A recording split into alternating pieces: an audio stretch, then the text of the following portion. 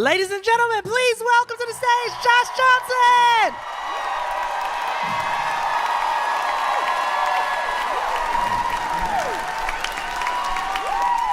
Johnson! So I saw this video for this robot butler. There's a robot butler that you can buy and bring into your home if you've never watched a sci-fi film.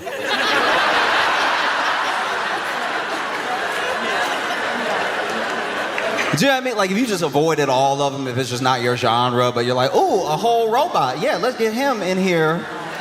Give him access to all the knives. No, you can. You can do it now. You can order one. It's thousands of dollars. It's very expensive. You could get a robot in your home, do a bunch of like small tasks, chores, things you don't feel like doing. And it's just, you know, it's a whole, okay, it's a whole robot with like legs, arms, hands. They did everything. I don't know if they did toes,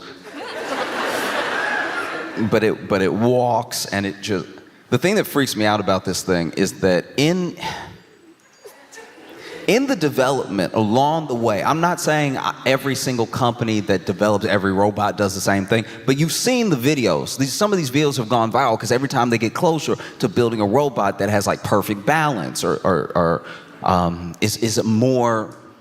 is either stronger or more adept at a task. Every time they do something like that, it goes viral. We see it. They cover it on like the morning news and stuff. And I just know that to get robots to this point where this robot is at now, that they don't just fall over, it took a long time. You used to see these robots where they, you know, tip. That's not fast enough. You're not gonna get your stuff in a timely manner. You need them taking whole steps, and they take whole steps, but they didn't have good foot placement, so then they'd tip into the middle, they'd fall. And so then we started making ones where the whole purpose is that they can't fall, and the way we tested if they could fall or not was we did kick them. We did almost exclusively kick them. And not little taps either, not like a little hook. Here's a little trick for it. You would see people in the video walk up to the robot like, pow! And the only reason you didn't feel worse for the robot is it didn't have a face. This thing,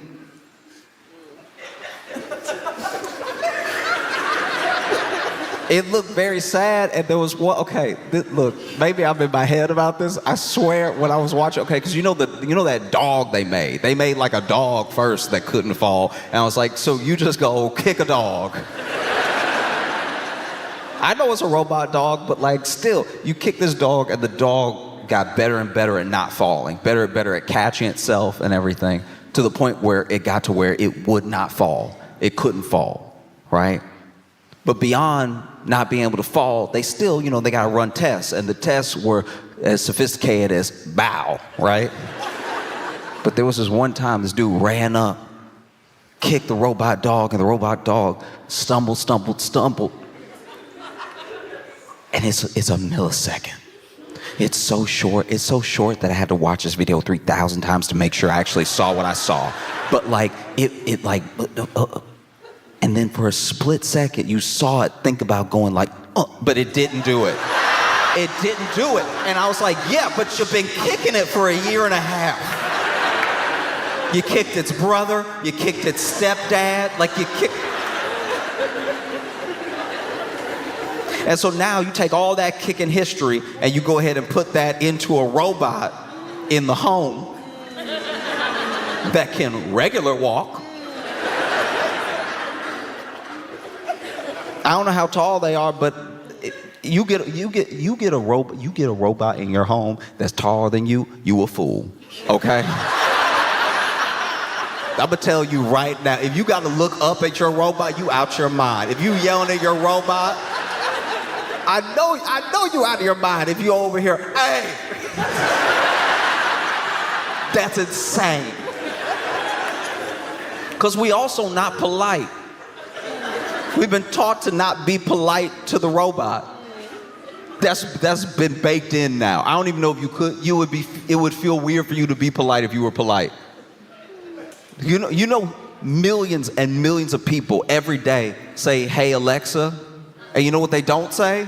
Please. You want to know how I know that? First Alexa experience I had, I didn't like it. Because it was in the house, but I didn't know where it was. So I was like, all right, so you just inviting the ghosts in then.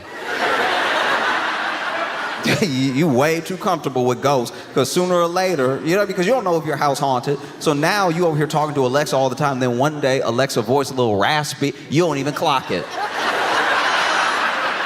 Now you in a whole murder house with a bad history and you don't even, you think, oh, it's malfunctioning. And you got a whole poltergeist going on and you over here calling Amazon.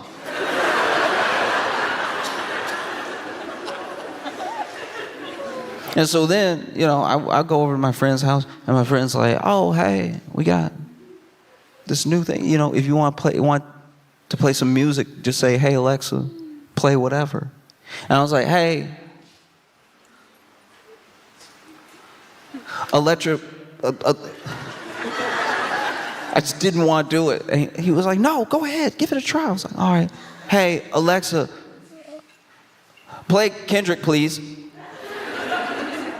And he was like, why'd you say please like that? I was like, I don't know. It's weird. Like, this is weird. This doesn't feel weird to you? And he's like, no, it's not weird, it's future. I was like, all right, the future's uncomfortable. You know what I mean? I just don't think that's good practice for our interactions person to person. That every day you make demands of something without any courtesy, without any politeness, and then we wonder why people are like rude. You know what I mean?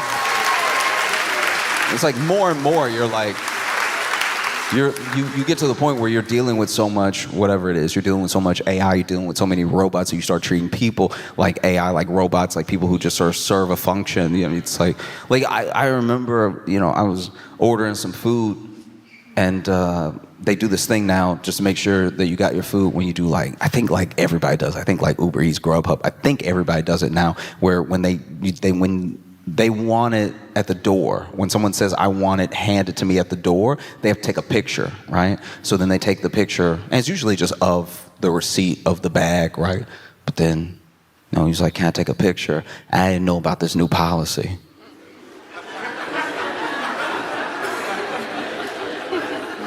I didn't know.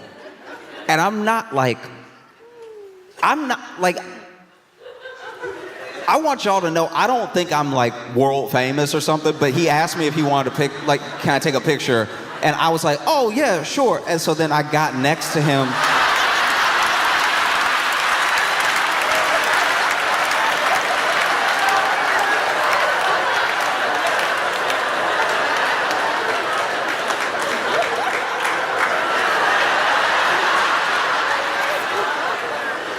And I felt so bad for him because he truly didn't know what to do, because he was I guess he didn't want to correct me.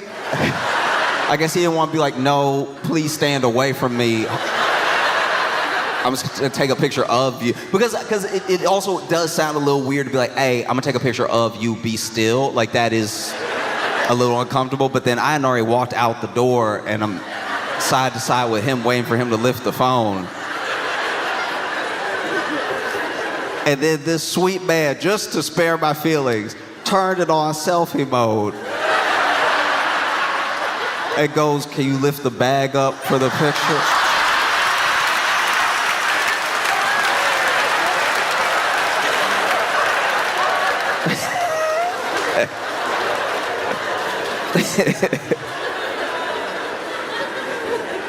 I felt yeah.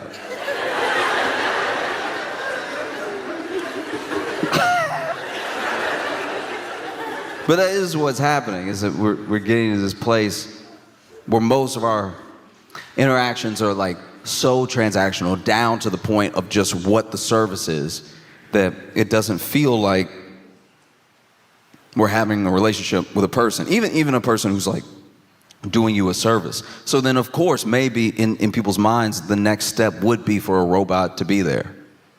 Do you know what I mean? They're doing it with Uber already. Uber switching to these driverless cars, these like Waymos, and it's like, to a certain degree, why wouldn't you? Because people get in their Uber and they don't want to talk to the driver. Maybe the driver doesn't want to talk to them either, and it's just, okay. It's almost a similar experience, you know?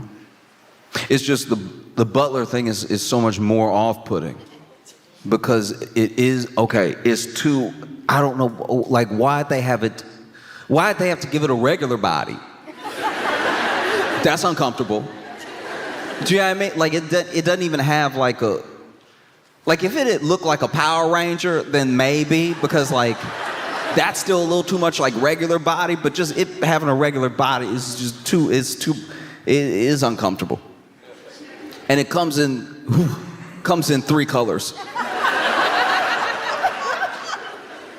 Comes in 3 colors. It comes in like tan, silver, and black. And like a deep black, like an onyx. It comes very black. That's not uncomfortable for anybody? That you can now buy a black? That feels awkward. Imagine you buy one of these Neo things, you buy one of these robots. And let's say it's doing all the tasks. Let's say it's really good.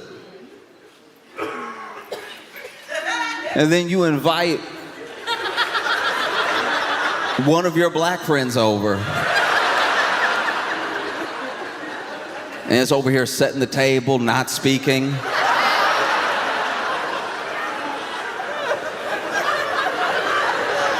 What are we doing? You could have picked silver. You could have had silver. Silver was an option the entire time. And you were like, no, but I would like black. I would actually enjoy it more. Didn't make white. Didn't even make like a fuchsia.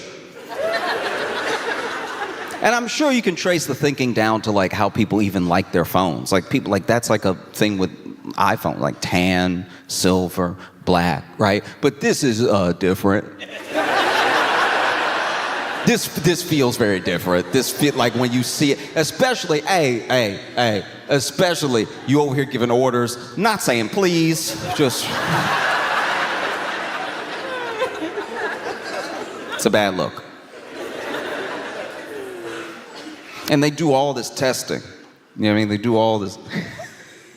I love product promotion for tech because then the people who made the tech usually want to do the product promotion. That's like a big thing that comes from, fair enough, the world of tech, but mainly like Steve Jobs. Like Steve Jobs is who we look back and we see, wow, the iPhone revolutionized social. Like social wasn't even really a thing and couldn't really become a thing without the way we use our phone. Like there were just these moments when he held up like an iPod, when he held up an iPhone, that you look back at as like, wow, these are like pivotal moments. And because these people are trying to be like him, even if they're not trying to be exactly like him, they also want those pivotal moments for their career. They want to look back and be enough of a trendsetter and be enough of like a social beacon in tech, in communication, that you can look back at their clip and they held something up or they stood next to something and then it changed the world. Like, I understand why that's enticing, but at the same time, you're not great talking to people. That's almost across the board. We've seen, you remember when Zuckerberg was all in on the metaverse, when he was pouring billions of dollars. The metaverse was going to be the future. The metaverse was going to be how we worked, how we played. It was going to be how we visited people and communicated. There was a vision for the metaverse. He spent billions and billions of dollars pouring it into the metaverse, even though it wasn't profitable, even though people weren't integrating it into their lives fast enough for what they were projecting as like people who had people to answer to, you know, shareholders to answer to and stuff like that. Like, he still went all in, and then he did that product rollout. Showing, and look. He tried. Mark Zuckerberg, if you're not aware, does do an imitation of like a person you would talk to. Like it's almost good. He does as good of an imitation of like a regular person as he can, and then he tried to do that for the rollout. So the day came. He was going to showcase the metaverse, the way of the future, right? And he comes out and he does his best imitation of like a guy. You saw it. You can go back and watch it. He's like, "Hey everyone."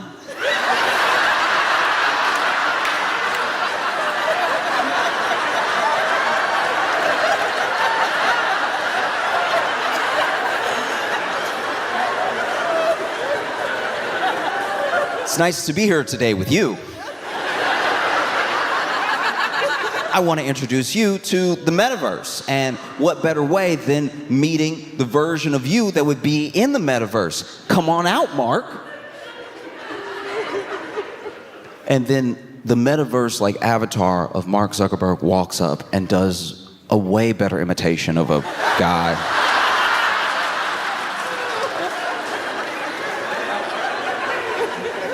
Because he's like, come on out, Mark.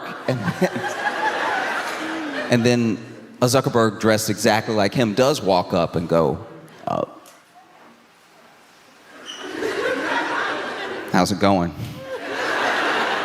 It's like, "Why don't you say hello to everyone?" And you saw Meta Mark be like,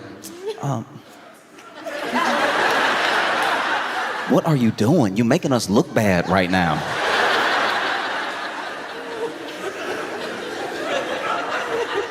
Because these things are supposed to be the future, and you look at how we've been working our way up to this point. Because we're not talking about like a Roomba. You know, a Roomba. That felt like what future robots should be. Do you know what I mean? Just like doing the function. It's small. It gets into the little space. Every once in a while, it like runs into the wall hard enough that you gotta just redirect it. Do you know what I mean? Like you feel like, okay, if your Roomba ever really like tried to square up. Do you know what I mean? Like if your Roomba was ever really feeling froggy one day and got some attitude with you, you could be like, "Okay, all right.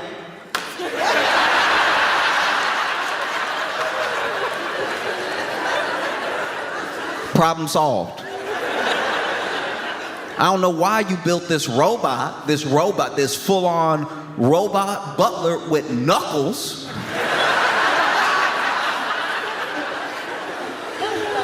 Full of knuckles. Knuckles and like, okay. It's not like,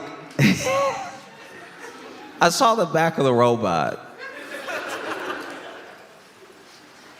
And it's not, you remember action figures when you were a kid? And how they were just sort of flat and the leg could just like perfectly go up and then down and then like perfectly up and then down. I don't know what the function is because once again, I'm not an engineer. I don't work in tech. I don't act like I'm smarter than any of these people, all right? All these people came together, made this robot. Look, you can make a robot, I can't make a robot. But turned around, this robot is like, it's not at a BBL level, but like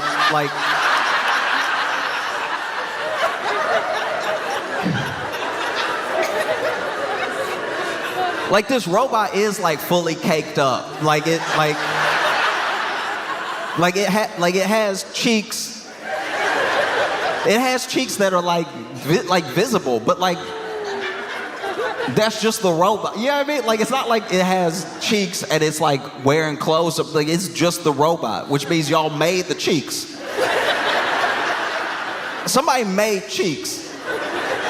That doesn't feel wild to anybody else that somebody made cheeks specifically. And then when they build a product like this, when you have a robot, when it's time to you building a robot, right? Everybody's gotta have something to do. Because you want to do everything, right? You want to walk, and you want to not fall over or bump into walls. Okay, get the kicking guy. Kicking guy is gonna make sure that your robot doesn't just fall over. He's gonna kick it 10,000 times, really make a friend. And then you're gonna need somebody on head duty to make sure it like is going forward, not drooping, whatever. You gotta get somebody on neck, make sure it turns around and stuff. It just makes me wonder if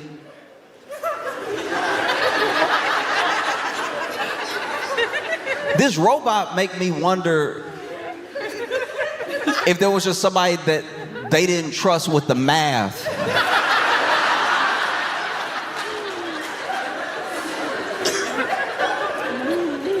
They didn't trust with the math, so that they were like, hey, we'll let you design whatever part you want.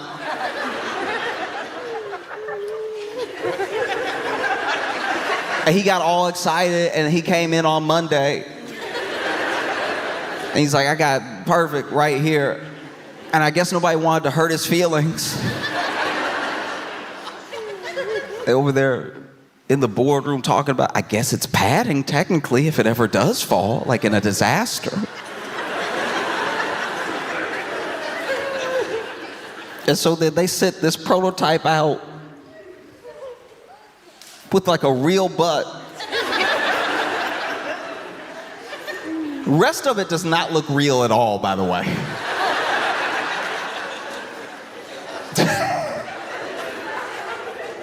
This is crazy. It's crazy because then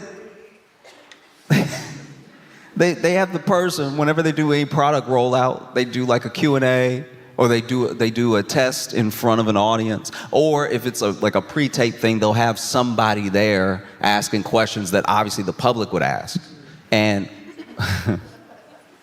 and so this person's asking questions like, how strong is it? And it's like, oh, it's very strong. It has all of this this like power per square inch, however they measure it, right? And they gave it like, I don't know, it was a chestnut or a walnut or something like that, but they were like, can you go ahead and break this? Because, you know, once again, if you ever watch a sci-fi movie, that should be dust immediately. That should be, the robot should be able to be like, you know? And so they, you know, went ahead and gave the robot this nut to break, and the robot was like,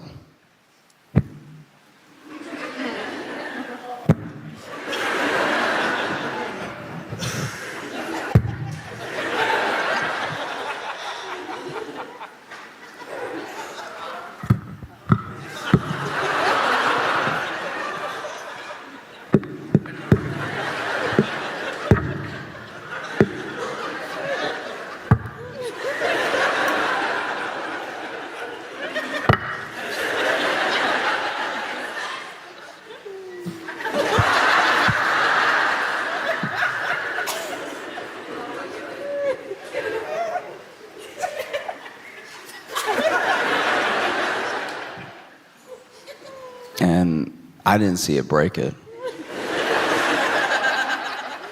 I was like, all right, that actually puts me at a little bit of ease. Like, genuinely, it does. It's like, okay, you know, I thought for it to have fingers, it has palms, it has fingers, knuckles. It's nice to know that if the robot tried to punch you, it's gonna be like,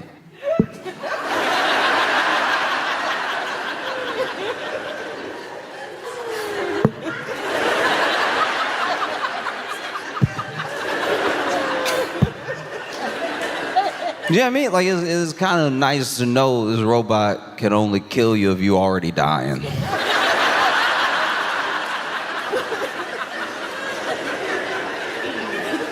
Do you know what I mean? Like, it could squeeze a pillow just enough.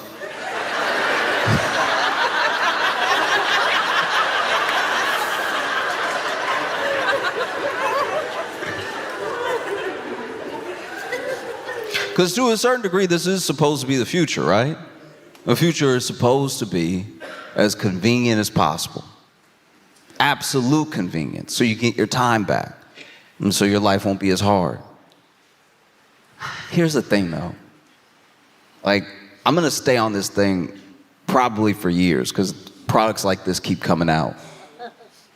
This is my thing. If you've ever met somebody who's had a very easy life, very convenient life, that has never really been through anything, has never had like an obstacle in their way, they almost always, without a doubt, suck. Like really bad. Like these are the worst people in the world. Like when you meet them, you're like, that's terrible. That's terrible. And you find out because you're always there when the first thing that has ever happened to them happens to them. The first time anything has ever happened to them, it happens in front of you. And then you're like, all right, well, let's figure it out because you've been through things. This doesn't even register for you. This is like a 5 for them on the Richter scale of an earthquake, and their life is over. You know what I mean? They got a flat tire. And life is over. They're not in the city right now, and they have a flat tire. What should they do? I guess they have to die here. See, they've never really been through anything. And anything that almost happened to them, they got to ask their parents to take care of it, and their parents took care of it. Or they just played dumb until somebody else did something about it. And now, in this moment,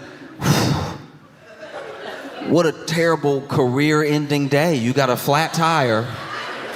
What are you gonna do? What's the plan here? And they panic. They want to call their parents to do something about it, but their parents are...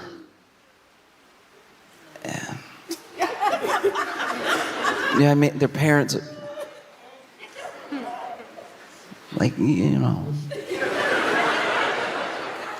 They want to call their parents, but they can't because their parents are vacationing in Greece. And so it's like... They might not even have service on the boat. Like, it's just... What am I gonna do? Never been through anything in their entire life. What am I gonna do? They look to you. And they're like, this has never happened before. It's the worst thing that's ever happened. We're on our way to vacation and catch a flat tire. What are we gonna do? And you're like, oh, do you have a spare? And you hear them say, is that what that is back there?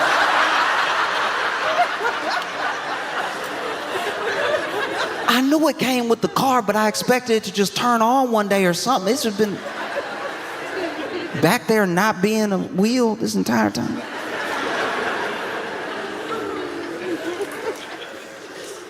You know, and if they didn't have you there, I don't know what they would do.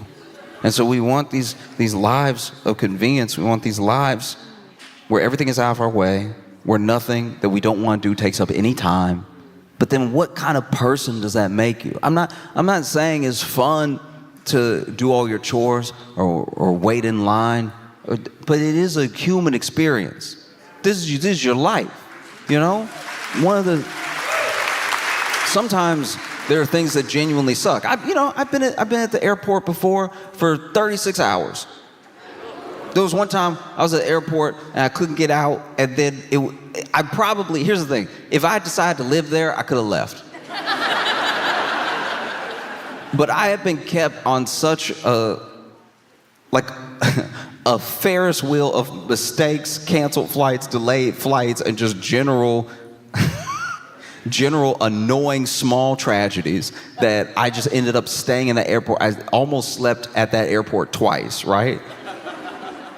But at the same time, I had a lot of good experiences, even in that time, even when I was waiting. Turns out that airport did have pretty good food, so I ate very well for the few meals I could muster. Already a bathroom there. I can get adventurous. I'm just saying, sometimes people at airports will sell you like tiny spicy chicken or something like that, and you're like, all right, I'll just have it, not realize it, like it is spicy, and there is a bathroom on the plane, but like, traveling spicy hit different, you know what I mean? Like, it just, If you traveling spicy, it's doing something to your life you're not ready for. There's nothing like being in a car and you traveling spicy. And now you looking at exits. Every exit, you're like... No, you know when you traveling spicy, you gotta breathe it out.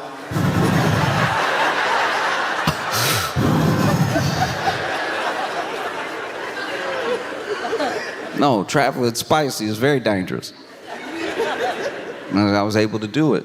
But that's the thing, is it, you know, when things are happening that are inconvenient or even terrible, and they're happening, they're part of your life. You can either just hate your life, or you could be like, this is my life for a little while. You know? Anyone who always wants, this is gonna sound harsh, but just hear me out. Because I have friends who every single inconvenience, they just want to be over already. And I'm like, okay, but if you tried to speed run every single thing that ever happened that was not convenient, do you know how little life you would have? Your life would be over so quickly. Your life would be over if you were like, oh, I just want to get out of this conversation. I just want to get out of this. I just want to get out of this line. I just want to get out of this airport. I just want to see. And you're missing your entire life. You know? Oh, I just want to get out of this conversation. What if they about to say something dope? You know what I mean? What if they're about to say something very cool? What if they're about to say, wow, you're such a good listener. Almost nobody listens to my stories. You want to chill at my vacation house? What if that was just about to happen? And now you can cut the thing short just because they were going on and on about whales.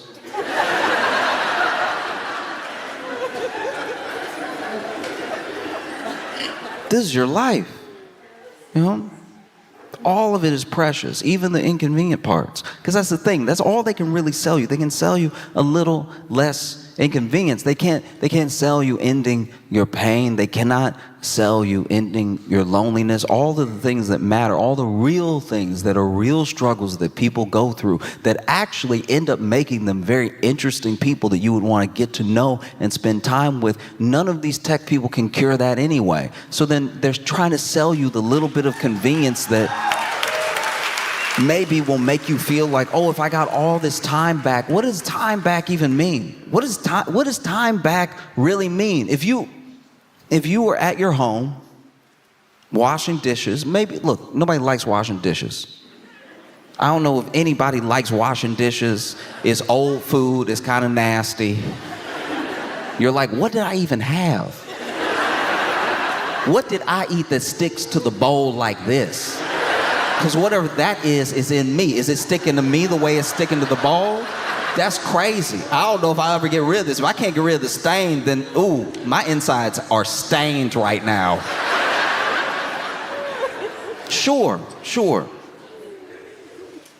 But I think it is such an important practice to appreciate all of these moments in your life. So often, we're trying to be distracted from the thing that if we focused on, we might enjoy. Because I'm not saying all of a sudden you'll love washing the dishes, but I think while you're washing the dishes and while you're sitting there thinking, maybe thinking about your day, maybe thinking about nothing, maybe thinking about the dishes, you could come potentially to an appreciation of the fact that you have a home. You have a home where you can cook your meals. You have dishes. You have dishes that you can use to serve your family, food that you worked for, that maybe something good can come of it, you know?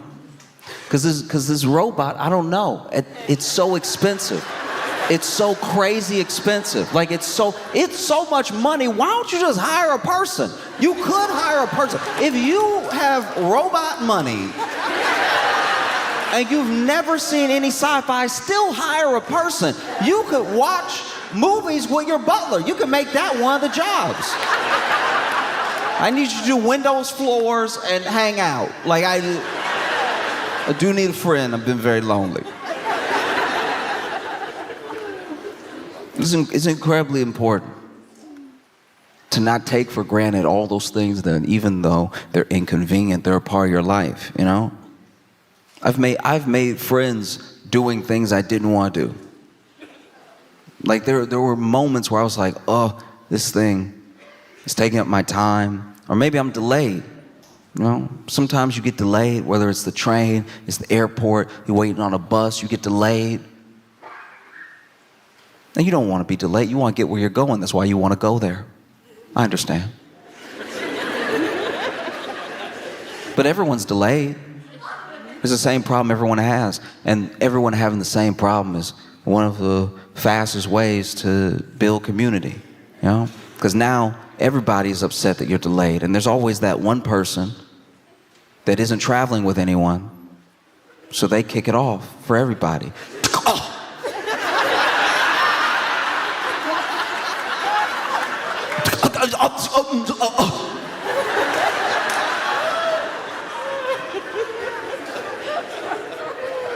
I'm sure they seem upset. They seem upset. But I think they're having this outburst because they don't have anybody to turn to be like, can you believe? So then they turn to you. Can you believe? They turned to me and they were like, can you believe? And I was like, no, I do believe. Like, I don't think they would do it as a prank.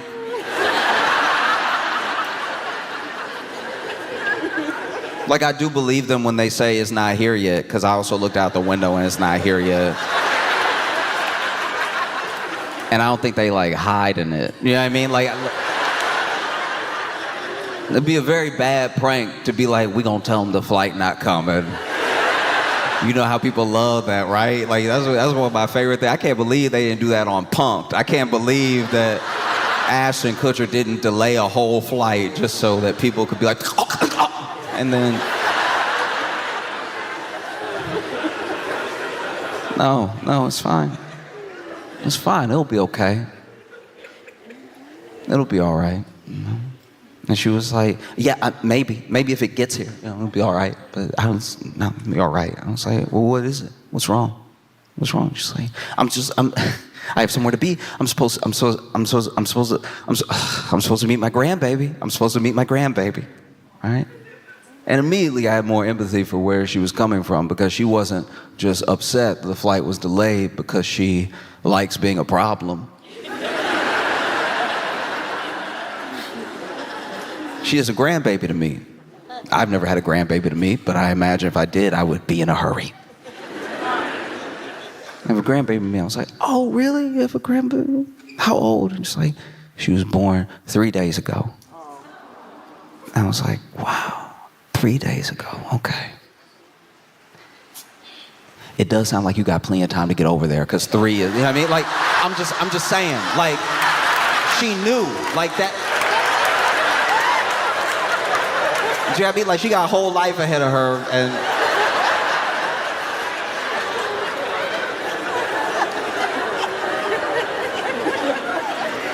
I think it'll be fine, you know?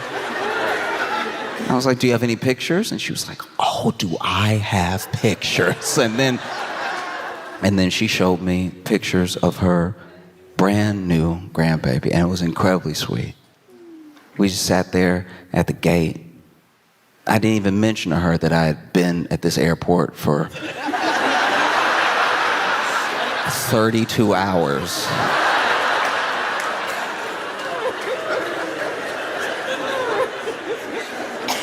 And she was showing me pictures of her grandbaby. It was incredible. I just think that a lot of things could be missed out on, you know, with this robot, because even the duties, even the stuff that it's supposed to do, that's stuff that would be great to do with your people.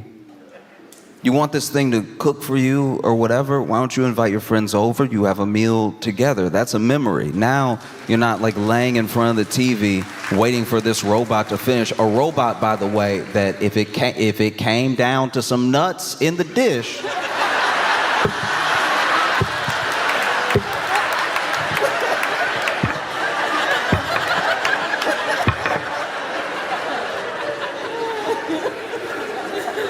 because even in the product rollout, they had this, I guess they had this journalist ask the questions we would ask. And so one of the questions was, well, How do I know, you say this robot can lift whatever, like 150 pounds over its head. How do I know that it's not gonna kill me in my sleep?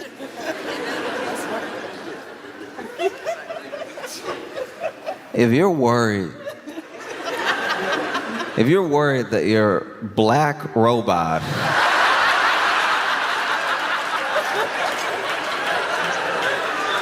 is gonna kill you in your sleep. Do you know, I'll tell you right now, I'm not a scientist. I'm not into tech like that. I'm not an engineer. I don't. The number one way to not have your black robot kill you in your sleep is to not have a black robot in your house at all.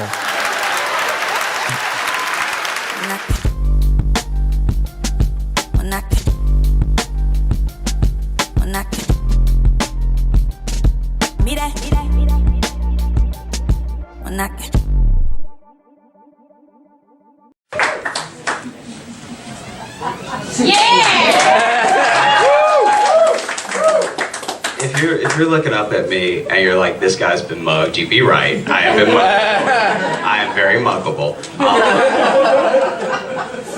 And here's the thing. I don't know if other guys in the room do this. Guys, when you see a dude walking towards you on the street that looks threatening, do you think in your head how you're gonna have to take him?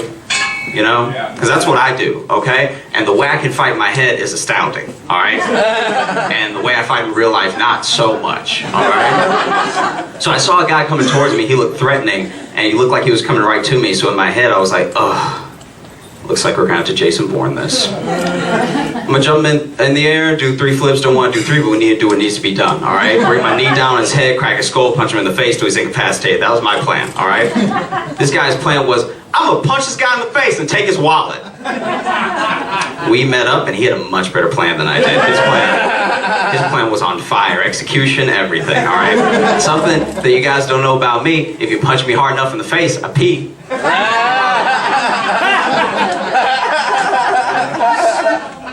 So he walked up, punched me in the face, I hit the ground, started peeing around Q. I don't disappoint, okay?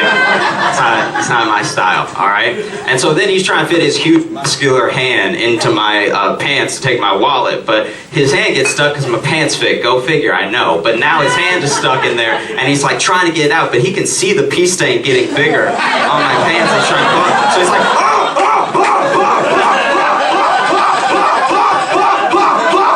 he's lifting me off the ground at this point. I don't weigh much. I'm 125.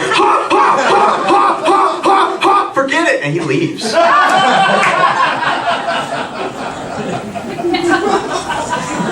Guys, who needs karate? Am I right?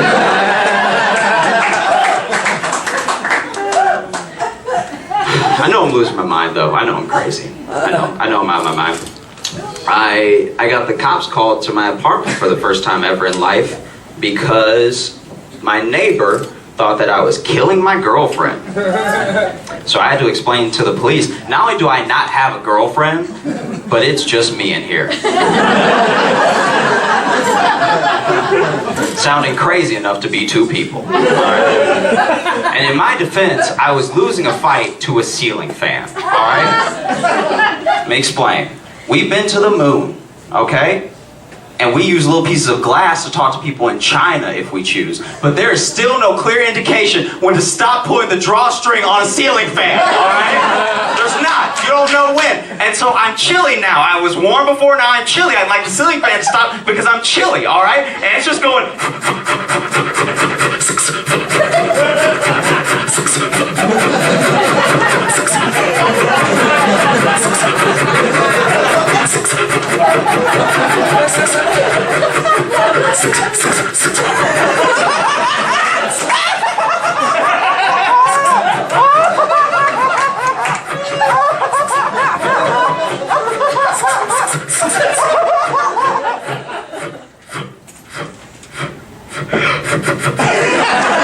I'll kill you!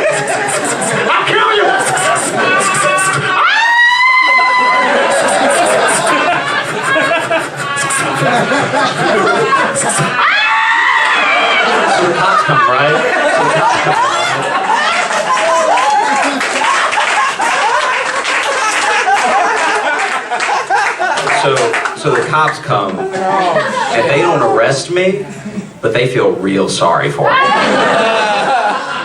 Because if you're yelling at an appliance, I'll kill you. You know why you're single.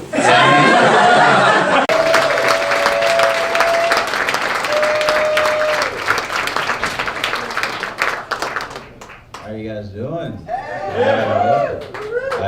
I'm actually really blessed to be here.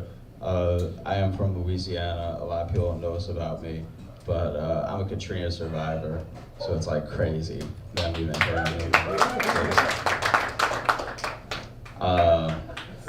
I wasn't in the hurricane. I dated a girl named Katrina. She was a terrible person. Let me tell you about her. Crazy, terrible. Almost ruined my life, okay? Ooh, it was horrible. She busted through my window, put a hose through my window, turned the hose on, okay? Then flooded my whole apartment. So when my other friends in New Orleans, like Katrina's destroyed my home, destroyed my life. I was like, you too? You too. I thought I was the only one. She needs to be put down, that's all I'm saying. I am from Louisiana. I'm from a part of Louisiana where people lean out of their Ford F-150 as I'm walking down the street and they're like, nagger! And I'm like, that is not how you say it. That's embarrassing. Someone needs to teach him racism. There's not a Y in that word. Oh, you're doing it wrong. I'm a little man. And like, this thing, I'm not the smallest person you've seen, but I'm just small enough that if I was yelling at my girlfriend in public, it wouldn't bother anybody.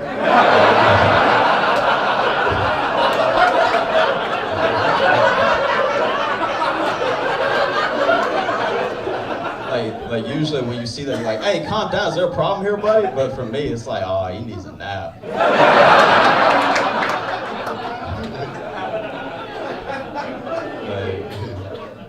I know I'm not the only one that this is for, but like I have an incredibly white voice. Everyone tells me how white my voice is, and I didn't know how white it was until like really recently I came to terms with it. And this is how I know, guys, I phone interview very well. Guys, I crush phone interviews. I hurt feelings, okay? And my name is Josh Johnson, which is basically a resume template.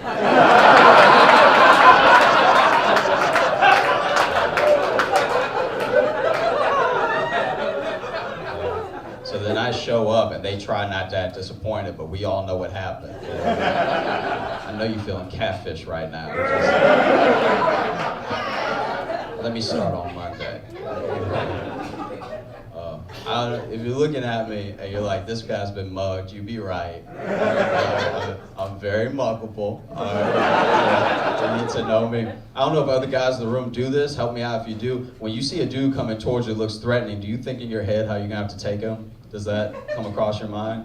Because the way I can fight in my head is astounding. And the way I fight in real life, not so much. It's pretty terrible. So this dude was coming towards me. He looked threatening, was looking right at me, coming right at me. I thought in my head, oh, looks like we're going to Jason Bourne this. I'm going to jump up in the air, do 3 flips. I don't want to do 3, but we need to do what needs to be done. You know, bring my knee down his face, crack his skull, punch him in the face so he's incapacitated. That was my plan. This dude's plan was, I'm going to punch this guy in the face and take his wallet.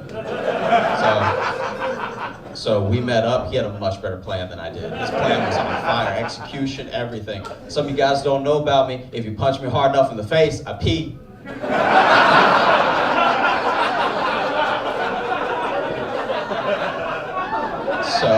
So we met up. He punched me in the face. I hit the ground, started peeing around Q. I don't disappoint, okay? Now he's trying to fit his huge muscular hand into my pocket to take my wallet, but his hand gets stuck because my pants fit. Go figure, I know. But now his hand is stuck in my pants, but he can see the pee stain getting bigger. And my pants are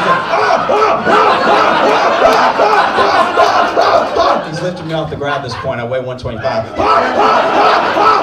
Forget it! And he leaves.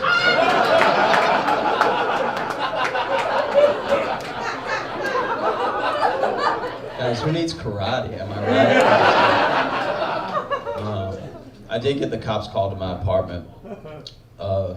Last year I got the cops called to my apartment because my neighbor thought that I was beating my girlfriend. So I had to explain to the police, not only do I not have a girlfriend, but it's just me in here.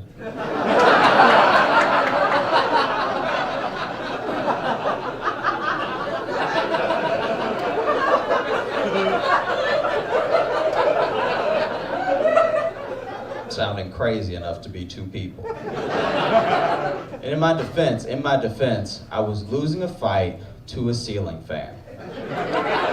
Let me explain. We've been to the moon, and we use little pieces of glass to talk to other people on the other side of the world if we choose, but there's still no clear indication when to stop pulling the drawstring on a ceiling fan. Now I'm chilly. I was warm before, now I'm chilly. I like the ceiling fan stop because I'm chilly, okay? And it's just going...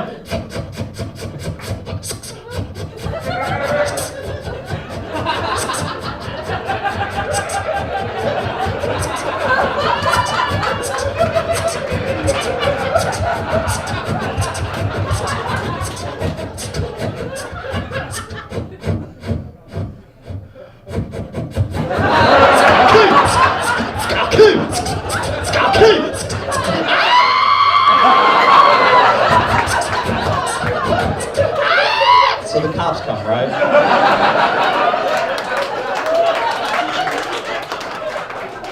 So the cops come, and they don't arrest me, but they feel real sorry for me.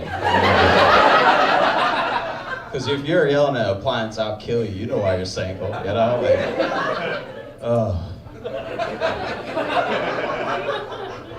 I don't know, man. Like, have you guys ever had a day you knew it was gonna be bad as soon as you woke up, you knew it was gonna be a bad day? Like Susan Bennett. This happened to me a while ago. I got up, got dressed for work. I got my foot and my head outside, okay? Just my foot and my head, and a bird shit on my head. This thing.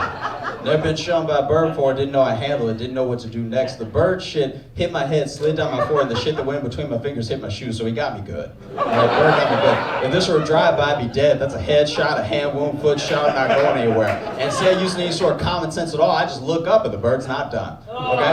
So now, stick with me. When a bird poop is coming right towards your eye, it looks exactly like you should have majored in something better in college so you have a better job so you can afford the rent at places that covered in trees and vines, okay? Because now, if I had a quarter for every time I changed my major to something that was still stupid, I'd have the $2.25 it takes to take the bus with bird shit on you, which is what it did. Because bird shit in my eye and I had to go. I was late when I left, I can't turn around. And we were sitting on the bus with bird shit on you, everybody knows.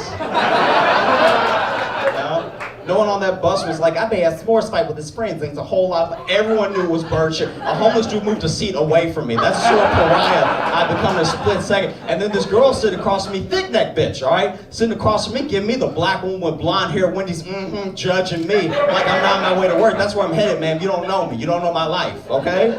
But then we get to her stop. She gets up, she walks out, and I see that this bitch has Dorito dust on the back of her neck. Who the fuck are you to judge me when you got Dorito dust on the back of your neck? This was an accident. That's a lifestyle choice, bitch. Right? Because that means that when you eat Doritos, you either put your head in the fucking bag, okay? Or you eat Doritos like such a savage, you actually break a sweat up to wipe it off or you get the chance to suck your fingers judging me. Since we're judging each other, your new name is Dirtfoot, bitch, all right? Got Dorito dust on the back of your neck like you somebody's uncle or something. You scratch and sniff hobo, bitch. That's I'm Josh Johnson. Have a great night, man. I'm a little man. And like, this thing, I'm not the smallest person you've seen, but I'm just small enough that if I was yelling at my girlfriend in public, it wouldn't bother anybody.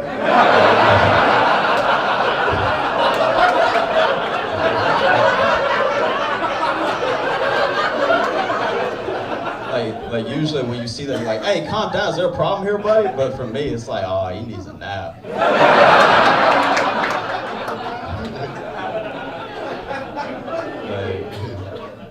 I know I'm not the only one that this is for, but like I have an incredibly white voice. Everyone tells me how white my voice is, and I didn't know how white it was until like really recently I came to terms with it. And this is how I know, guys. I phone interview very well. Guys, I crush phone interviews. I hurt feelings, okay? And my name is Josh Johnson, which is basically a resume template.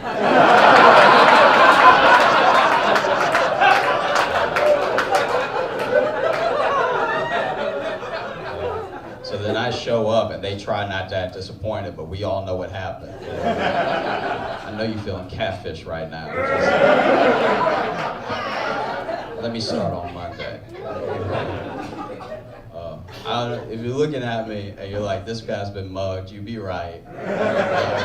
I'm very muggable. You need to know me. I don't know if other guys in the room do this. Help me out if you do. When you see a dude coming towards you that looks threatening, do you think in your head how you're gonna have to take him? Does that come across your mind? Because the way I can fight in my head is astounding. And the way I fight in real life, not so much. It's pretty terrible. So this dude was coming towards me. He looked threatening, was looking right at me, coming right at me. I thought in my head, oh, looks like we're going to have to Jason Bourne this. I'm going to jump up in the air, do 3 flips. I don't want to do 3, but we need to do what needs to be done. You know, bring my knee down his face, crack his skull, punch him in the face so he's incapacitated. That was my plan. This dude's plan was, I'm going to punch this guy in the face and take his wallet. So we met up. He had a much better plan than I did. His plan was on fire, execution, everything. Some of you guys don't know about me. If you punch me hard enough in the face, I pee.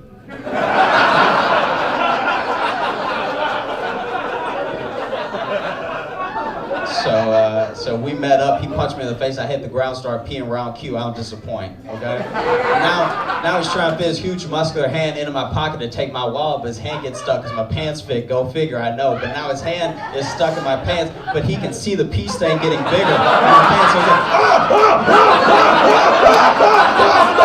are he's lifting me off the ground at this point. I weigh 125. Forget it! And he leaves.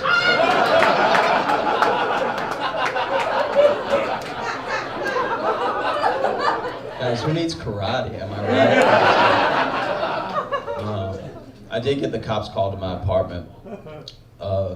Last year I got the cops called to my apartment because my neighbor thought that I was beating my girlfriend.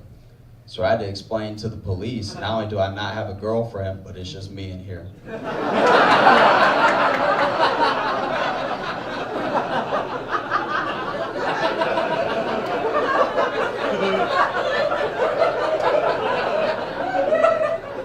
Sounding crazy enough to be 2 people. And in my defense, I was losing a fight to a ceiling fan.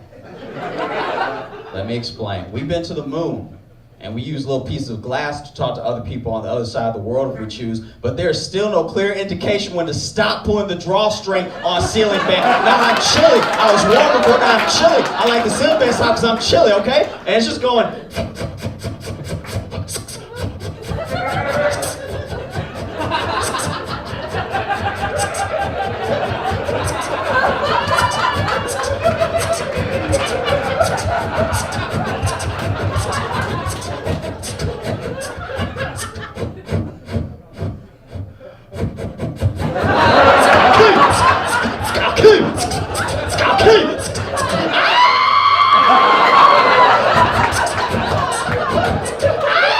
So the cops come, right?